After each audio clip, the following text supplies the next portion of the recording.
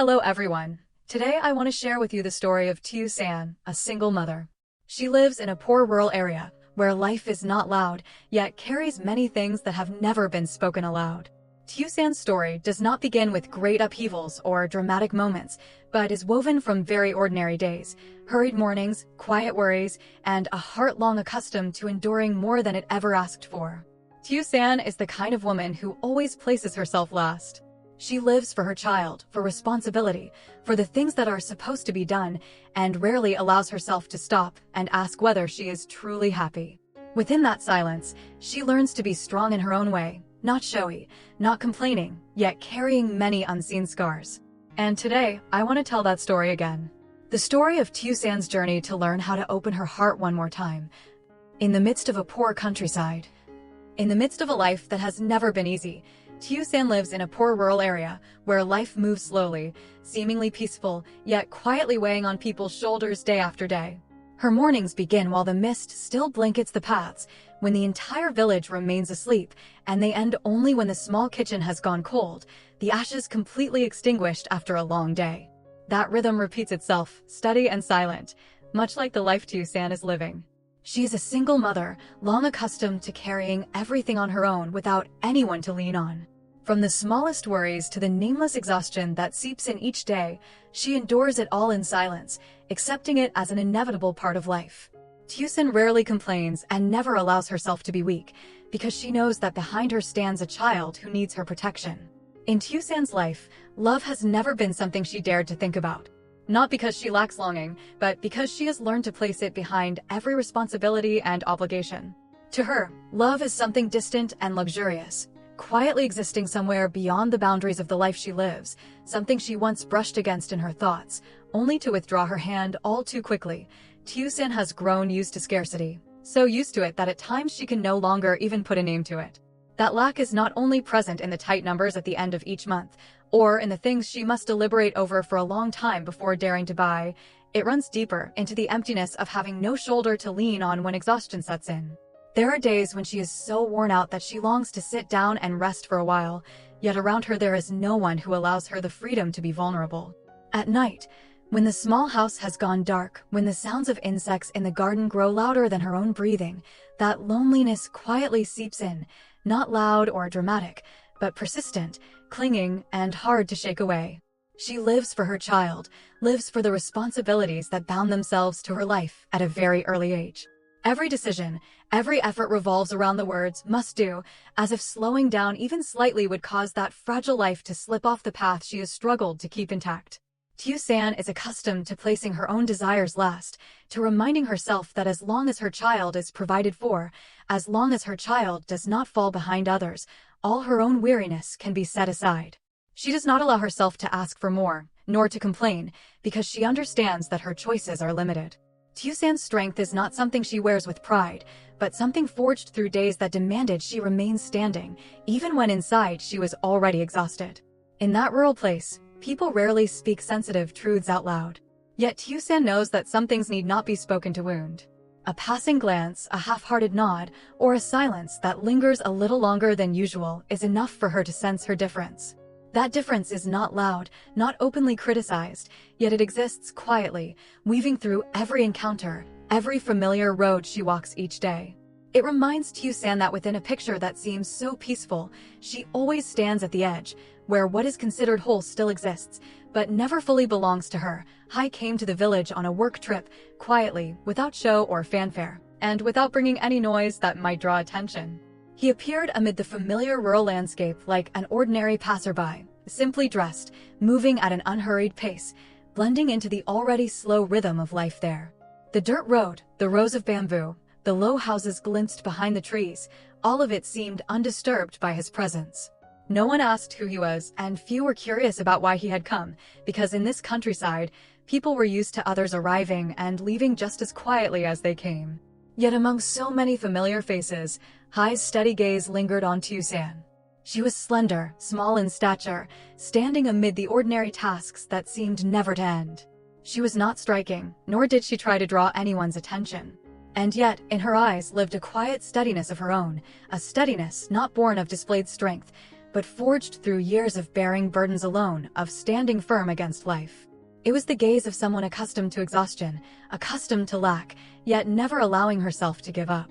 Hai looked at Tusan not with fleeting curiosity, and certainly not with the pity so often seen. His gaze rested softly, for a long moment, as if held by something familiar he himself had not yet found words for. In the way she stood there, in her silence and patience, Hai sensed a vague kinship, the feeling of people who are not loud or showy, yet endure with remarkable resilience through life. Their meeting unfolded as simply as life itself in that place. There were no lengthy greetings, no arrangements, no moments special enough to draw notice. Just a gentle crossing of paths amid a sparse flow of people, a passing glance deep enough, long enough to leave a faint echo behind. Within the quiet space of the countryside, that encounter drifted by softly, unobtrusively, like a small moment dissolving into the rhythm of life, already slow and serenely unhurried. Between Tusan and Hai, there was no hurried confession, no overt moment of emotion clear enough to be named love.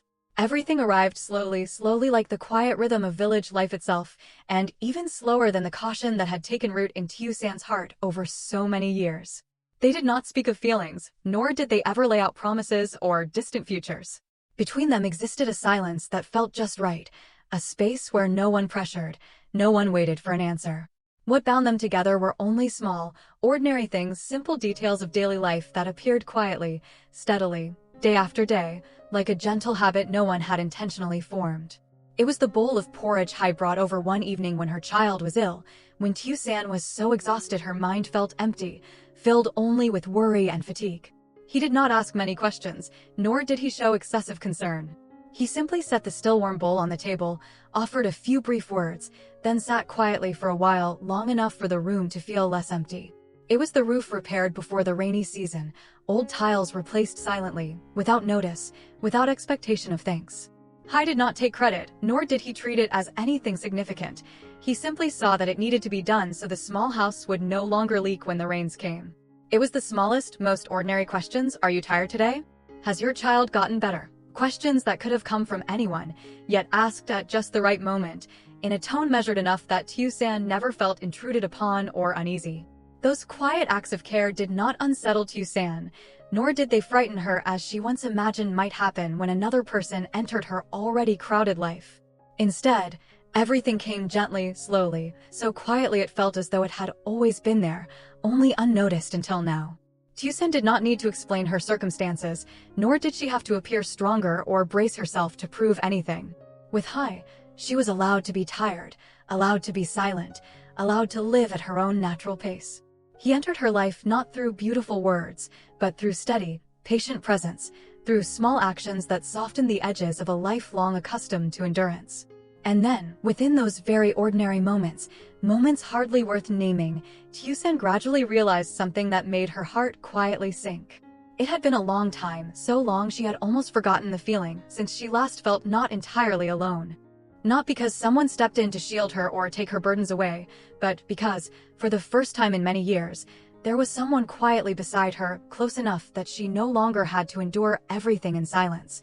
Present enough that loneliness no longer weighed as heavily as before. Tusan knows all too well that her heart is stirring so clearly that at times she even startles at the smallest shifts in her emotions.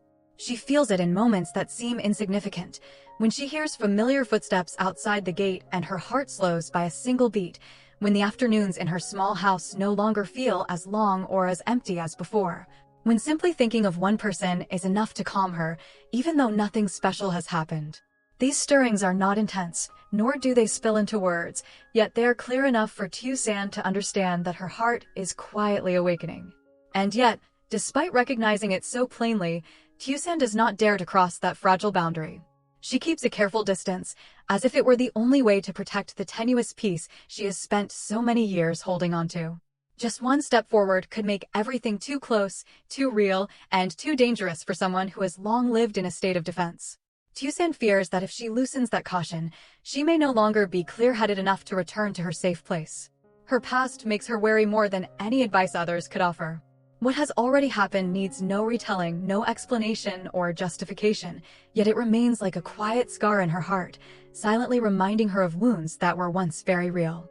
That past taught Tusan that love does not bring only warmth and hope, but can also carry loss, pain, and emptiness that is painfully hard to fill. She is not afraid of her heart being stirred.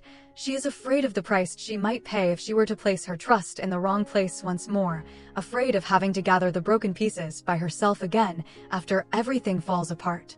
She is afraid to love again because she is not loving for herself alone. Every decision, every emotional movement is tied to her child, the one reason Tusan does not allow herself to take risks.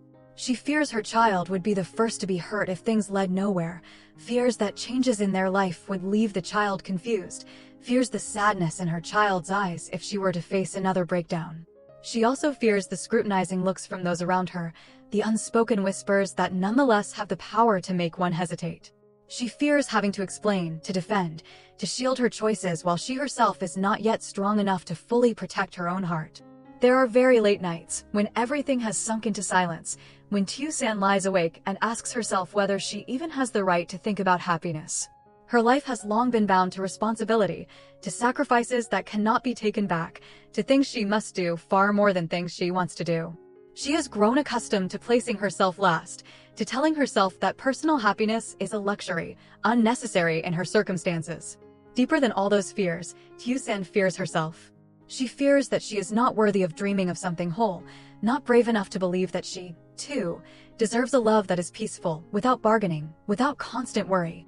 She is used to standing on the margins of other people's happiness, used to watching others feel fulfilled, and then telling herself that as long as her child is okay, as long as life is not too harsh, all her private longings can be set aside, as if they never existed.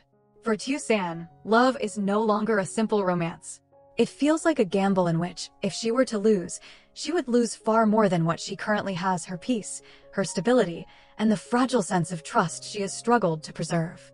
And, because she has grown used to living cautiously, Tusan chooses to hold tightly to every stir within her heart, daring neither to wager nor to step forward.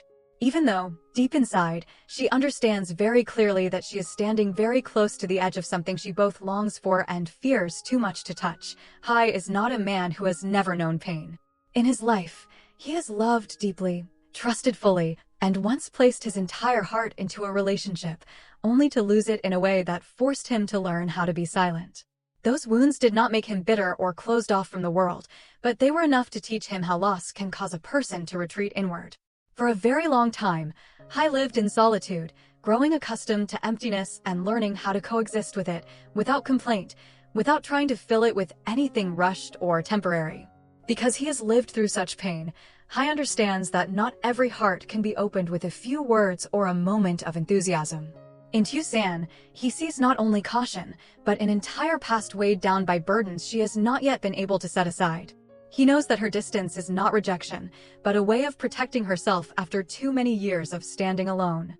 That is why Hai does not rush Tusan, nor does he ask questions that would force her to answer before she is ready.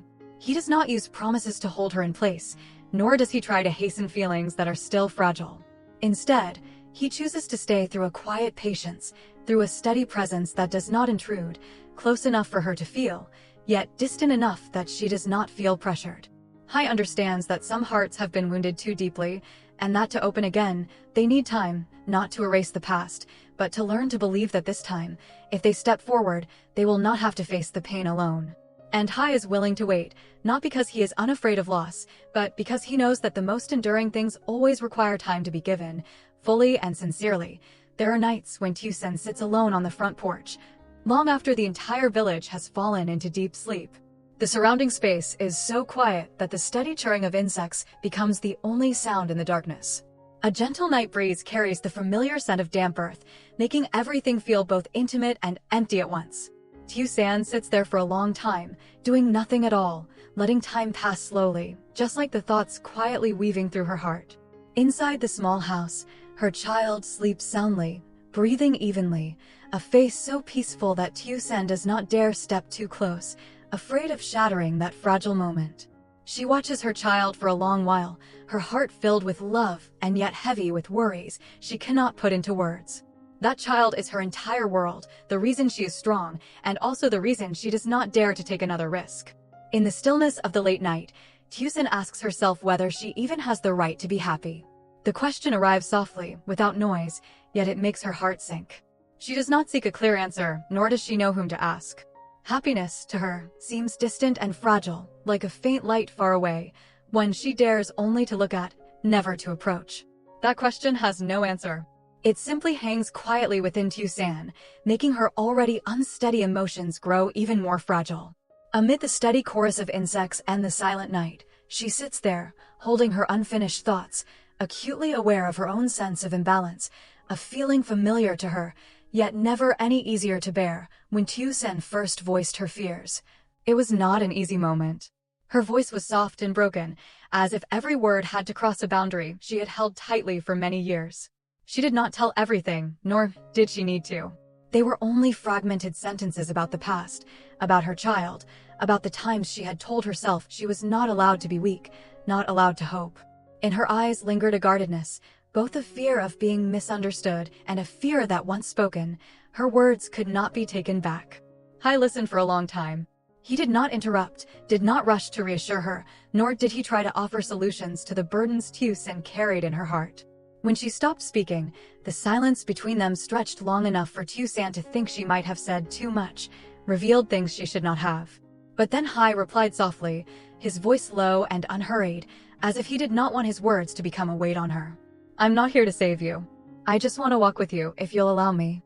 There were no dramatic vows, no grand promises about the future, no commitments beyond what one person could truly give. The words were simple, almost ordinary, yet they reached straight into the deepest part of Tusan's heart. For the first time, she heard no pity, felt no burden of having to rely on or owe someone. Hai did not place himself above her, did not see her as someone who needed rescuing, only as a person he was willing to slow down for, to walk beside, if she agreed. That was what finally broke Tusan's restraint. The tears she had held back for so many years suddenly fell, not violently, not in sobs, but quietly and honestly. She cried because, for the first time, someone did not demand that she be stronger, did not force her to change or prove anything. She cried because, for the first time, her fears were heard without judgment, without being pushed to overcome them immediately. In that moment, Tusan understood that there are presences that need no grand promises to make one feel safe. And in that first release of tears, she realized that perhaps happiness does not have to begin with being saved, but simply with having someone willing to walk alongside you, patient enough to wait for your heart to open on its own. Life does not become any less demanding because of love. The daily worries remain, unchanged by the fact that there is now someone new in Tusan's heart. She still wakes up very early, before the sky has fully brightened, still busies herself with familiar tasks, still bends over the small calculations of survival. Every coin she earns must still be stretched and considered, still saved for days she cannot yet foresee. Her life does not grow lighter or easier simply because love has appeared. Yet within that hardship, Tusan gradually begins to notice something different. She no longer feels as though she is carrying everything alone as she once did. There are mornings when she steps out of the house without the familiar emptiness in her chest, afternoons of exhaustion when simply thinking of someone quietly existing somewhere is enough to slow her steps, to make them feel lighter. She does everything as before, but the loneliness that once weighed heavily on her heart is no longer as sharply felt. Hai's presence does not alter the familiar rhythm of Tusan's life, but it quietly slips into the smallest empty spaces. It is having someone ask after her at the end of a long day, sharing without the need for words, the feeling that someone truly knows how hard she has tried. Hai does not take life's burdens from her, nor does he make her dependent. He is simply there quietly enough for Tusan to know that when she is tired, she no longer has to endure it in silence. Their love is not showy, nor does it need to be named or proven through grand gestures. It exists in the smallest, most ordinary moments, sometimes so subtle that even Tusan does not notice it at once. In the way they respect each other's pace of life, in the patience they hold for moments of silence, in the sense of ease that comes from knowing there is someone who does not demand she become someone else. This love does not make life radiant, but it is quiet enough to remain steady, unassuming, and deeply real, much like Tusan herself. Tusan is no longer as afraid as she once was, even though the scars in her heart have not yet fully healed. Fear has not disappeared completely, but it no longer consumes her thoughts the way it used to. In its place is a quiet calm, a sense of reassurance she never believed she could reach. Tusan begins to allow herself to step out of her familiar defenses, if only slightly, just enough to breathe more easily amid the weight of everyday life. Hai does not demand, nor does he force Tusan to change or respond according to any set pattern. He places no conditions, does not urge her to move faster than she is able. His presence is always just right, close enough for her to feel companionship, yet respectful enough that she never feels pressured. He allows Tusan to choose her own pace, and he is willing to adjust his steps to walk beside her, rather than pulling her forward. They learn how to walk together, little by little, slowly but steadily. There are no grand turning points or dramatic moments to mark the way, only the quiet persistence of staying, of listening, of understanding. With each passing day, they grow accustomed to one another's presence, to sharing without needing many words, to trusting that some things need not be rushed to endure. Between Tusan and Hai, there is no story of one saving the other. No one stands above, and no one must rely on the other simply to survive. They are merely two people who have been hurt, who have learned to live alone for a long time, now choosing to hold hands and continue forward together. That choice is not born of weakness, but of a very quiet courage, the courage to believe that, after everything they have endured, they still deserve to have someone walking beside them on the road ahead. In that poor countryside. The love between Tusan and Hai is not called a fairy tale. It has no radiant beginnings, no dramatic turns that make people marvel or long for it. Life around them remains simple, even harsh, with unpredictable days of rain and sun, with worries that never truly fade. People see them as two ordinary individuals among many other ordinary lives, nothing particularly special, nothing to admire from afar. Yet, it is precisely within that ordinariness that the love between Tusan and Hai exists in the truest way. It needs no proof, no vows, no distant promises. Their love grows out of respect, from never forcing the other to change to fit one another. Tusan does not have to bow to anyone to be loved, does not have to feel lesser or indebted for having someone by her side. Hai, too, does not need to play the role of protector or martyr. He is simply himself, walking beside her with equality and understanding. For them, happiness does not lie in having more than others, but in being able to be themselves within that relationship. To be loved without caution, without straining to be worthy. To be together without trading away their peace, without sacrificing the most essential parts of who they are. They do not need a beautiful story to tell the world, because the life they are living is already complete enough for themselves. In that poor countryside, the love between Tusan and Hai exists quietly as something deeply ordinary. Not glamorous, not loud, but steady and warm.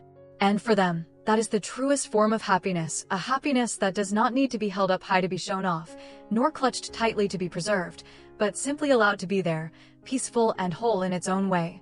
The road ahead still holds many challenges, and the unpredictable waits in the distance.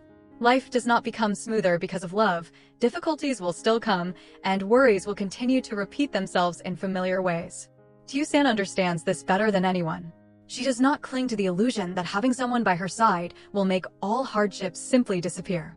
Yet unlike before, when she thinks about the days to come, her heart no longer feels as heavy as it once did. Tusan knows that this time, she is no longer alone. Not in the sense that someone will step in to carry her life for her, but in knowing that there is someone willing to stay, to listen, and to walk beside her through each stretch of the road. There are moments of exhaustion, days when her heart sinks, and she no longer has to swallow those emotions in silence.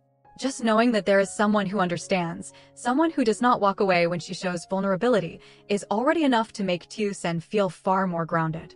And Hai understands his choice just as clearly. He knows that loving a single mother is neither light nor easy. It is not only about loving the person and her present emotions, but about accepting a long journey marked by scars etched deeply by the past. It means loving the fears that have yet to be named, the responsibilities that cannot be set aside, the priorities that always place a child above all else. Hai does not see this as a burden, because from the beginning, he was never seeking a simple relationship or a perfect one shaped by convention. For Hai, choosing to love Tusan is choosing a path that requires more patience than most, more understanding and sincerity than words alone can offer. He does not wish for her burdens to be lightened to suit him, nor does he seek to change who she is. He simply chooses to stay, step by step, accepting that this love will have slow stretches and long silences, and that it is precisely these qualities that make it deep and real. Amid the challenges still waiting ahead, Tusan and Hai make no promises of an easy road.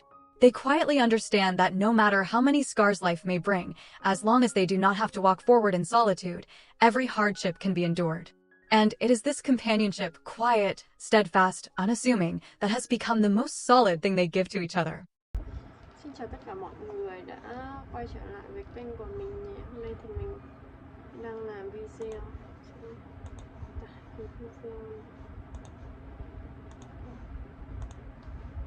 Hôm nay thì mình sẽ làm video live trước.